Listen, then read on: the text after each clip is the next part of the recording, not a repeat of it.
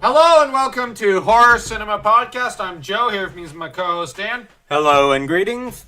And we just watched the Babysitter movie from, I think, 2017. Yeah. It's a good movie. The main character, Cole, has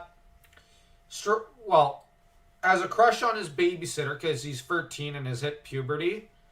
And she's a mildly attractive young lady and a few years older than him.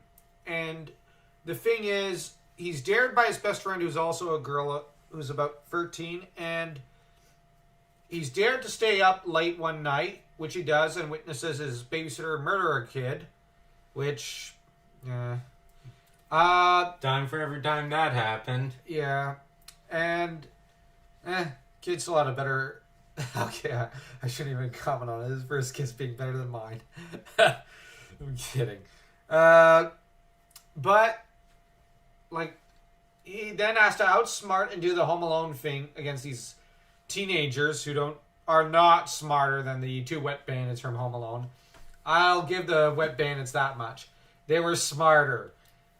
And funnier.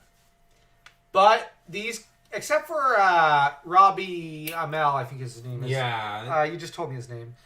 His character, I forget his name. Either way, this actor looked perfect to play Dick Grayson, Nightwing, in a live-action role. Totally, like, WB, what are you doing? Hire this guy, get a ginger to play Barbara Gordon, and have a Nightwing and Oracle movie. That, like, you know, what have you been doing in your entire existence as a film company? This guy should be Nightwing, and us Nightwing and Oracle fans deserve a freaking good movie with a good actor who has a brain between his ears and who can convey a lot of different emotions and whatnot. Because he plays a villain, but here's the thing. He plays a jock who's very genre savvy, very clever, very self-aware, and very witty, which that's pretty much what Dick Grayson is. On top of being the number 2 detective in the whole wide world in DC. Yeah, sure, they used the archetypes of the Breakfast Club. Yeah, they did, in order to build up some killers, which, it's fine. This is a parody as much as the Scary Movie was. And the reason we decided to have, at the end of the month, 2 back-to-back spoof horror movies was just to lighten the mood a little. Because the last movie, I think, was Jurassic Park and Jurassic Park 2. We had those 2 movies before the spoof stuff, so that was a little heavy.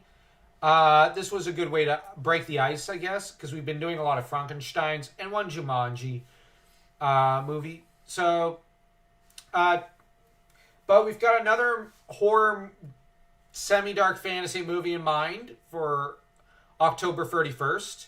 For a Horror Cinema Podcast, so stay tuned for that. It's going to be a very heavy topic. Mm-hmm. And it has some medieval history, which I love. But that's enough hints. But in this movie, Cole is a bit of a wuss. And I was wussier at his age. And he has to overcome this murderous breakfast club, I should say.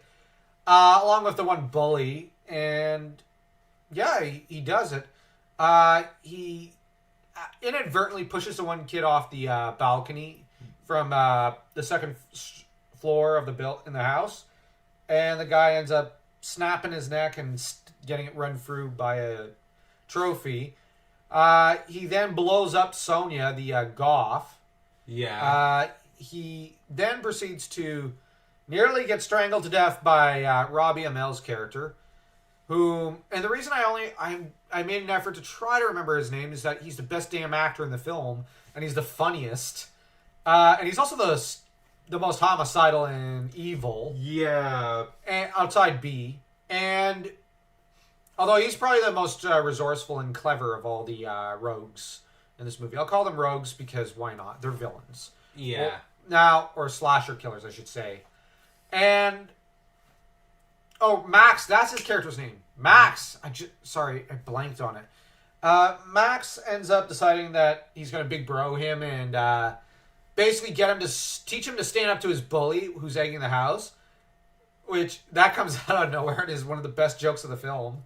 Because they're making fun of the whole Big Brother thing, like Zac Efron type movies from a few years back, which was, yeah, this movie did a great job with that. It was very subtle and nuanced. And then That's the kind of joke I miss from older comedy movies and spoof movies. Then the guy gets egg yolk on his hands because where Cole got egged on the head, and he loses his grip once he's in the treehouse on the rope, and the rope inadvertently wraps around his neck. The odds of that, and it snaps his neck. And of course, the last two, Allison gets her head blown off by a shotgun with apparently no recoil. I'm just saying, B has a very delicate, petite build. She's what, 5'2"? Almost no ounce of muscle on her. And I'm expected to believe she could hold that gun and whatnot. Look at it this way. I'm only 150 pounds. I doubt I could use that gun and stay on my feet. I'm not exactly a tough guy. So if I'm judging her, it's because I know I'm not all that intimidating myself physically. So yeah, outside height, which I'm about 5'10", and Dan here is like 6'1" or 2. 6. Oh, 6. Okay. But either way, still the actress who does B did a good job in this regard. Her character is intimidating, and she uses a good supply of resourcefulness, cunning, and seduction to get her way. Mm-hmm. And she's a really good villainess. Now, I may complain about the recoil. But, overlooking that, the story is so good, and the character is so well written and whatnot, I don't care. And, of course, she goes out like a chump to the car, which is rammed right into her by Cole, who's a bit of a badass there.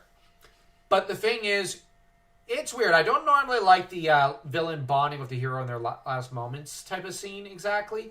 There are times when it's good. This is one time when it's really good. It's really well done. And you get a sense that on some level she liked him. She was just too greedy and vain to want to grow old. And I found her to be like the female equivalent of the younger Toguro character, in that he was too greedy and vain to want to grow old. Very similarly. And I don't know. I actually really liked her. I find the ones who steal the show are her and Robbie Amell, who plays Max. Yeah. Sonia was pretty funny. The one female best friend who's horny is just hilarious. But at the same time, okay. I guess I'm too old at this point for some of the jokes. It's just, okay, whatever, moving along. I know my age, I'm getting old. Anyways, let's rate this movie. I'm going to give it a 2. It's not... It's mediocre. It's good. It's good for a laid-back afternoon where you don't feel like thinking, or where you're too tired to work, or you're too tired or something, or you're sick. This is the perfect movie for that. It's funny. It's clever. It's good. It's not great. But you don't need to think too much for this movie. Mm-hmm. Rather like Home Alone or something. Yeah. Although Home Alone had a lot more heart than this movie. But this movie has very witty jokes, and at a few points is cleverer. And in a way, it was like Home Alone meets Scary Movie.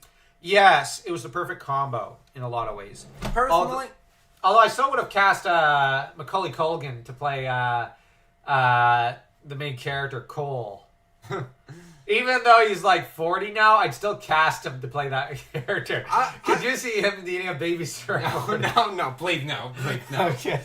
I will rate this 2.5. You're overrating it. It's enjoyable. It's a good movie. I still think Macaulay Culkin would have stolen the show. Like, share, subscribe, and leave a comment. And tell us what you think of Macaulay Culkin possibly playing Cole. And what you think of this movie.